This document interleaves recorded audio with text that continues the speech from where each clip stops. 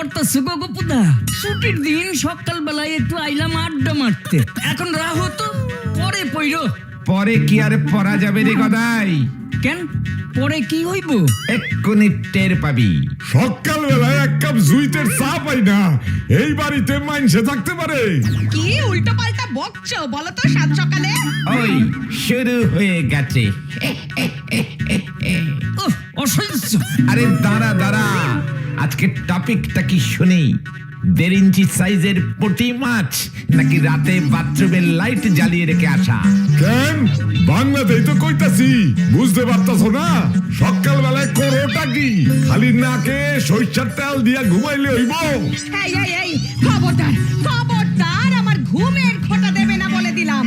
সারাদিন ধরে সংসারে গাধার মতন খাটুনি খাটবো, রাতে ঘুমোলেই দোষ। না, খোটা দিব না, পূজা করব। কিছু কইলেই তো রান্না ঘরে পলাইয়া যাও। যাও যাও, লাগবো না তোমার চা। এইবার বুঝলি তাড়াতাড়ি করে খবরের কাগজ পড়ার কারণটা। আর এই তো সবে এক প্রশ্ন গেল, আরেক প্রশ্ন শুরু হলো বলে। যাই বল গদাই, মেসমশাই কিন্তু ঝগড়াটা বেড়ে করে। চা খেতে খেতে শুনলে মনে হয় যেন ঝালের চানাচুর দিয়ে গরম চা খাচ্ছি। এই অশান্তি আর ভাল লাগে না জানো গোপুদা, রোজ সকালবেলা হইলেই এই ঝগড়া। কি করণ যায় কৌতো? একটা প্ল্যান অবশ্য আছে। কি? মেসমশাইকে বল যে তুই বাড়িতে পাখি পুষতে চাস। পাখি পুষলে ঝগড়া কমবো কেমনে? পাখিদের গান শেখাবি, দেখবি সকাল হলেই পাখি মিষ্টি সুরে গাইবে। মাসিমা মেসমশাইয়ের মন ভালো হয়ে যাবে, ঝগড়াই হবে না। গান কাটাই শিখাইবো? আমাগো বাড়িতে তো কেউ গান জানে না। আরে গানে না হয়ে না শিখলেও মহাপুরুষদের ভালো ভালো বাণী শেখাবি, মন শুদ্ধ হয়ে যাবে। তাইলেই হইছে, সকাল থেকেই আমাগো বাড়িতে 2 মহাপুরুষ আর মহিষী মিল্লা যা পানি আওড়াইতে শুরু করে। পাখি কি আর ভালো কথা কইব? পাখিও তো ঝগড়াই শিখবো। তাতেই বাকি মেসমশাইয়ের হেরে গলায় ঝগড়া শোনাচ্ছে, পাখির মিষ্টি সুরেলা গলায় ঝগড়া শোনাটা ভালো হবে না। দেখবি পাড়ার লোক যেন একটু স্বস্তি পাবে। কথা খান কিন্তু খারাপ কও নাই। খারাপ বাবারে জিগাই গিয়া। ওই আরেক প্রস্তাব শুরু হলো বলে। উজবুক উজবুক আইছে এক কাজ, উজবুক উজবুক আইছে এক কাজ। আমার কি ট্যাক্সাল আছে নাকি ধর্মশালা আছে? বাবা, মাত্র ছোট্ট 2খান পাখি। কেন, 2 কান ধাইরা বান্দর পুষতাছি, এটা কি কম নাকি? বান্দর পুষতেছ? কই, আমি তো জানি না। তা নিজে না হয় নিজেরে দেখতে পাও না, কিন্তু ওই উজবুক গপুটারেও কি দেখতে পাও না? তোমরা 2 খান কি বান্দরের থেকে কম যাও নাকি? অহন আবার পাখি পোষণের তাও জানো? পাখি কেনা বেচা করা বেআইনি, খাসায় আটকাইয়া রাখো না আরো বেআইনি। পড়াশোনার নাম নাই, খালি শয়তানি বুদ্ধি। না, আসলে পাখি মিষ্টি কইরা কইলে পাড়ার লোকে গো ভালো লাগবো। হে তো তুমি রাস্তায় দাঁড়াইয়া বান্দর নাচ দেখাইলেও পাড়ার লোকে গো ভালো লাগবো, তাই বললা তো আর তুমি বান্দর নাচ নাচবা না? আমারে কত তোমার এইসব বলদা বুদ্ধি দেয় কে দেয়? গোপুদায়। আমি যা ভাবছি। গপু গপু গপু গপু। যতই যা বল গদাই, গোপুদার পাখি পোষার আইডিয়াটা কিন্তু এক ঘর ছিল, কিন্তু পাখি তো খাসায় আটকাইয়া রাখুন যাইবো না, তাইলে পুষুন কেমনে? সেটাও তো ঠিক, শুধুমাত্র নিজেদের প্রয়োজনে খাঁচায় আটকে রাখাটাও তো ঠিক নয়, কিন্তু তা বলে কি পাখি পোষা যাবে না? আলবাত যাবে। আমরা এমন পাখি পুষবো যে পাখিকে খাঁচায় বন্দি করে রাখতে হবে না। চাইলে সে পাখি বাড়ি বাড়ি গিয়ে গান শুনিয়ে আসবে, কিন্তু আবার নিজে নিজেই বাড়িতে ফিরে আসবে। সেটা আবার কি পাখি গো গোপুদা? গ্যাস। কেন, ময়ূর? দূর বোকা, ময়ূরের গলার আওয়াজ শুনেছিস কখনো? মেসমশাইকেও গুনে গুনে 10 গলে দেবে। দুস, তাহলে তুমিই বলো। সুখ সারি। সুখ সারি? হ্যাঁ, তো রূপ কথার গল্পে থাকে, সত্য হয় নাকি? হয় হয়, হাই মানে আলবাত হাই। আমি তো জানি ওরা কোথায় থাকে। কোথায় থাকে? শোন তাহলে। আচ্ছা সুখ, গোটা দেশে একজন পাত্রীও পাওয়া গেল না যাকে আমি বিয়ে করতে পারি। রাজকুমার, আমার ভাগ্য তো তোমার থেকেও মন্দ। বন্ধু, তুমি এই কথা বলছো কেন? তোমার মনের ব্যথা আমায় বলো। তোমার দুঃখ মনের মতো রাজকুমারী পাচ্ছ না বলে, আর আমি আমার শাড়িকে পেয়েও হারিয়েছি। তুমি কি কখনো তার খোঁজ করেছিলে? আমাদের দেশের দক্ষিণে এক রাজকুমারীর কাছে সে আছে, কিন্তু রাজকুমার তাকে খুঁজতে হলে আমাকে যে বাইরে যেতে হবে। বুঝতে পেরেছি। বন্ধু, এক কাজ করি, আমরা দুজনে মিলে শাড়িকে খুঁজতে বেরোবো। তোমার শাড়ি যার কাছে আছে আমি তাকেই বিয়ে করব। এতে খুব সুখের কথা। তাহলে তো তোমার আর আমার দুজনেরই দুঃখ ঘুচবে।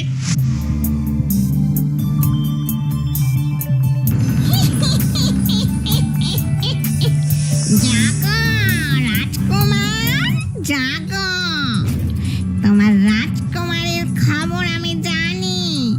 সে কোথায় থাকে তাও আমি জানি। তুমি শুনবে না? তুমি তুমি কি করে জানলে আমরা কাকে খুঁজছি? কে তুমি? আমি জানবো না? এই কেশচুন্নির চোখ এড়িয়ে এখানে কারোর কিচ্ছু করার সাধ্য নেই। তবে তবে তাড়াতাড়ি বলো, কোথায় আছে সে? এটা ধৈর্য হলে চলে রাজকুমার। খবরটা দেব বলেই তো এই মাঝরাতে আরামের ঘুম ছেড়ে এলাম, আর তোমাকেও জাগালাম। রাজকুমার, ওর মনে হয় বলার ইচ্ছে নেই। আমরা নিজেরাই খুঁজি, চলো। খুঁজতে খুঁজতে তো ক্লান্ত হয়ে গেলাম।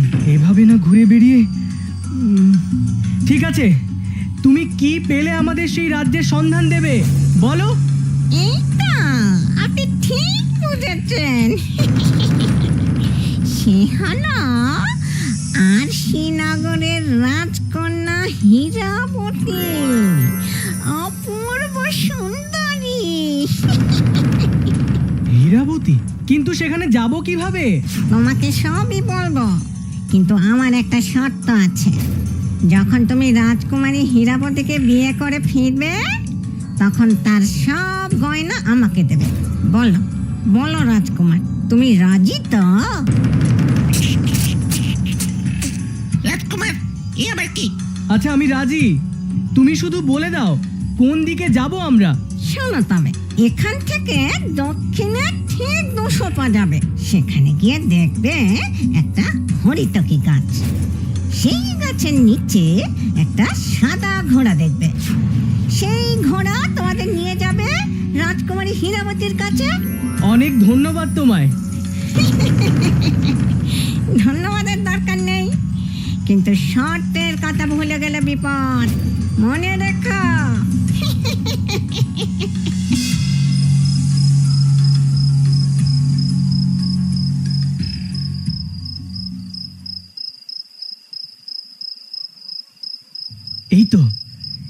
এই তো হরিতকি গাছের নিচে সাদা ঘোড়া। ওই আমাদের গন্তব্যে নিয়ে যাবে। চলো সুখ।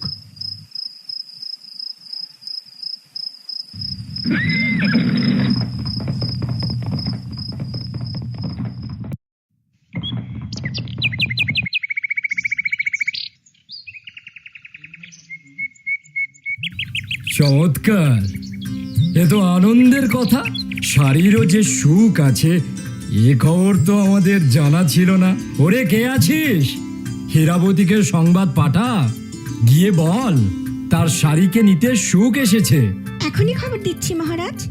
তুমি পথশ্রমে ক্লান্ত দেবদত্ত, যাও অন্দরমহলে বিশ্রাম নাও। চলুন রাজকুমার। চলুন। তোমাকে আবার দেখে মনে হচ্ছে স্বপ্ন দেখছি। আমারও খুব আনন্দ হচ্ছে। তবে রাজকুমার দেবদত্তের জন্য আমাদের দেখা হলো। ওমা, তাই বুঝি? হ্যাঁ তো, আমি রাজকুমারের কাছে শাড়ির কথা বলা মাত্রই উনি বললেন, চলো তোমার শাড়িকে গিয়ে খুঁজি। রাজকুমার খুব নরম মনের মানুষ। হ্যাঁ, সে তো বটেই। নইলে সব ছেড়ে এমন করে বেরোবে কেন? আর একটা কারণও আছে, শুধু শাড়িকে নয়, আমরা রাজকুমারের মনের মতো পাত্রী খুঁজতেও বেরিয়েছি, তার একটা ইচ্ছেও আছে। বাহ, এই তো দেখছি দারুণ ব্যাপার। ঠিক বলেছেন রাজকুমারী।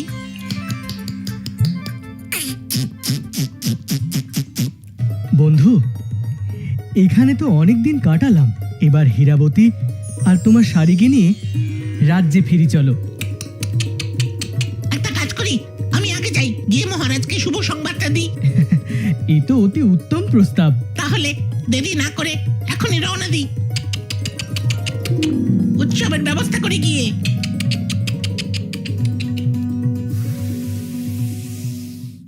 কাল তো আমরা কামরূপ নগরে রওনা দেব, তুই আমার সাথে যাবি তো শাড়ি?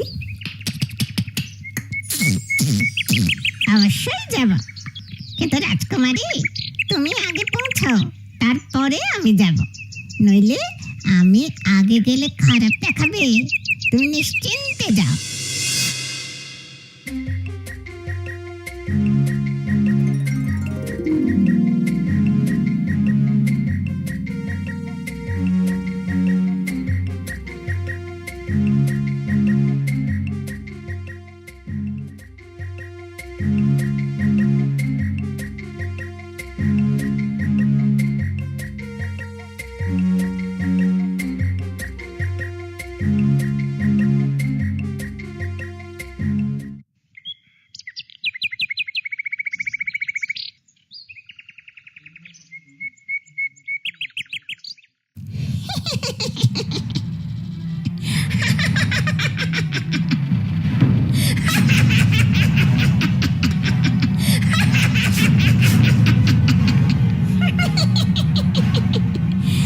মা, রাজকুমার তোমাদের দুটিকে খুব সুন্দর বানিয়েছে দেখছি। এ কি, যেতে দাও আমাদেরকে, সরে যাও, পথ ছাড়ো আমাদের। বাবা বাবা বাবা, এর মধ্যেই সব ভুলে গেলে? কথা দিয়েছিলে আমায় রাজকুমারী সব গয়না দেবে, দাও দাও সব গয়না। কিসের গয়না দেব? আমি জানতাম তুমি শর্ত ভুলে যাবে, এবার কিন্তু তোমার বিপদ। কি, এত বড় স্পর্ধা? আমাকে তুমি বিপদের ভয় দেখাও? ইয়াহ!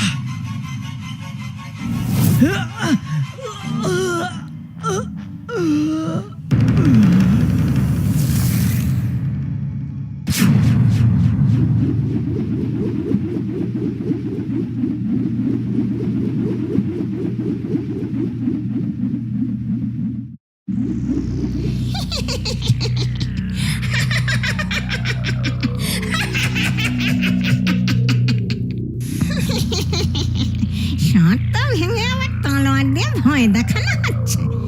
এবার কেশচুন্নিকে ভয় দেখাবার ফল দেখাও।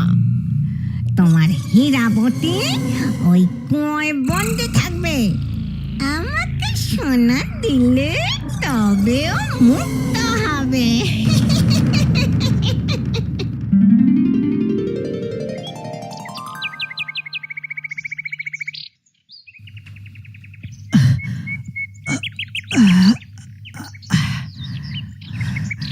হীরাবতী, হীরাবতী, হীরাবতী, শুনতে পাচ্ছ হীরাবতী? তুমি কোথায়? হে ভগবান, এ কি হলো?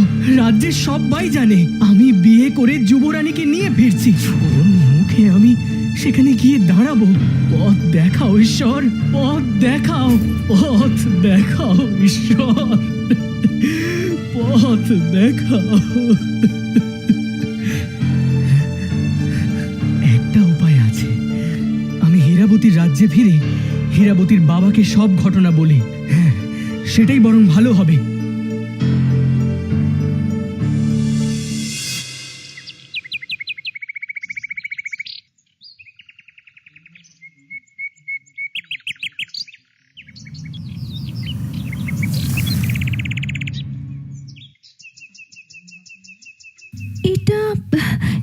এটা আবার কি? শক্ত দড়ির মতো লাগছে। তবে কি রাজকুমার আমাকে উদ্ধার করতে এসেছে? আমাকে এখান থেকে মুক্তি পেতেই হবে। এই কই আমার দম আটকে আসছে। তবে তবে ভূতকে কিচ্ছু টের পেতে দেওয়া চলবে না।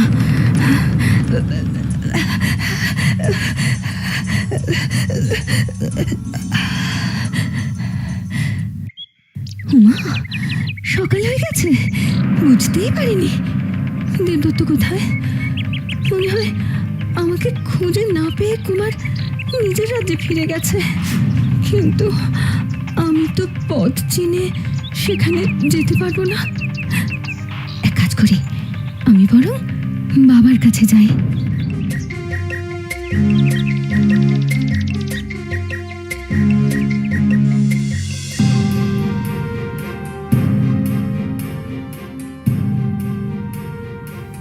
আমার একই সর্বনাশ হলো।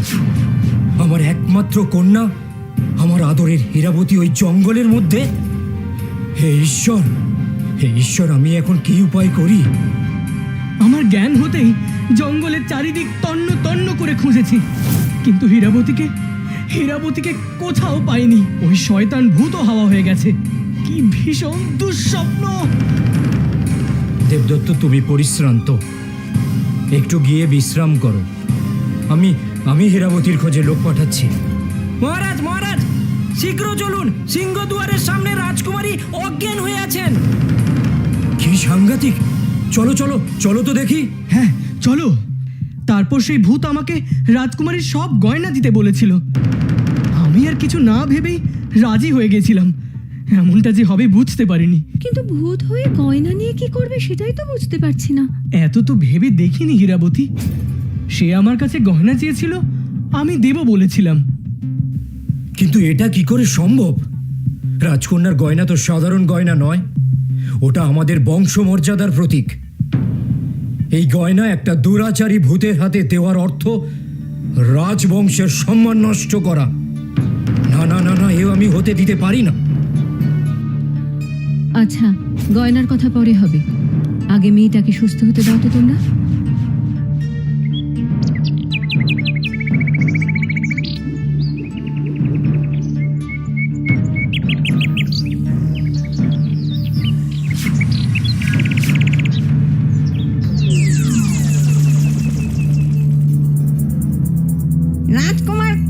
রাজকুমার কথা রাখেনি। রাজকুমারীও গয়না না দিয়ে পালিয়ে গেছে। এখন আমি তোকে বন্দি করলেই ওরা গয়না নিয়ে আসবে।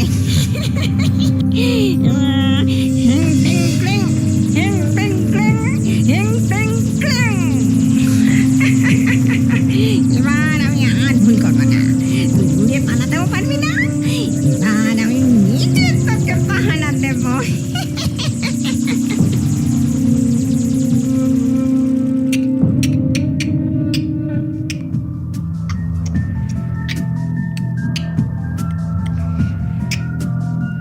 যে করেই হোক আমাকে রাজকুমারের কাছে যেতেই হবে।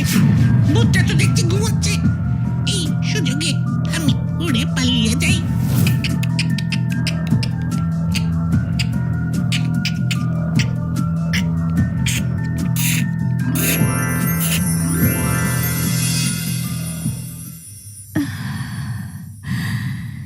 তোমাকে অনেক অনেক ধন্যবাদ বন্ধু, এই অভিশাপ থেকে আমাকে মুক্তি দেবার জন্যে। তুমি কে? তোমার এই দশা কি করে হলো? শোনো তবে, আমি কেশবতী, অলকাপুরের রানী। গয়নার উপর আমার খুব লোভ ছিল। দিন দিন এই লোভ আমার বাড়ছিল। কোনো না কোনোভাবে অন্যের গয়না নিজের কাছে রাখার চেষ্টা করতাম। তাই রাজা আমাকে বনে নির্বাসন দেন। হ্যাঁ, সে তো বুঝলাম, কিন্তু এই অবস্থা হলো কি করে? বলছি, শাস্তি পেয়েও আমার লোভ কমেনি। বনে ঘুরতে ঘুরতে এক সন্ন্যাসীর কুটিরে আশ্রয় নিই। ওই সন্ন্যাসীর মেয়ের সামান্য কিছু গয়না ছিল, সেটা চুরি করতে গিয়ে ধরা পড়ি, আর সন্ন্যাসীর অভিশাপে ভূত হই। ও, এখন বুঝলাম কেন ওই কেশচুন্নি ভূতের গয়নার ওপর এত লোভ ছিল। রানী কেশবতী ভূত নয়, কিন্তু সে এখন কোথায়? প্রতি তার লোভ কেটে গেছে, কিন্তু লজ্জায় সে তার স্বামীর কাছে ফিরতে চায় না, তাই রানী তার বাবার রাজ্যে ফিরে গেছেন। আমরাও কাল বাবার রাজ্যেই ফিরে যাব, কি বলো? তবে এবার আমি আমার শাড়িকে নিয়েই ফিরবো। এই বাস, জিও বাবুদা, জিও। কিন্তু এই গল্পের সুখ শাড়ির সঙ্গে তোমার সুখ শাড়ির কি সম্পর্ক? আছে আছে, গভীর সম্পর্ক আছে। আমি যখন চেঙ্গানিকার জঙ্গলে ক্যাম্পিং করছিলাম, আমার টেন্টটা যে গাছের নিচে ছিল, সেই গাছের ডালে এই সুখ শাড়ি দুটোই থাকতো। একই অ্যাপার্টমেন্টের একতলা দোতলায় থাকতাম বলে আমাদের মধ্যে বেশ ভাব হয়ে গিয়েছিল। ওদের মুখেই শুনেছিলাম গপ্পটা। জিও বাবুদা, জিও। কি আজকেরটা কেমন দিলু?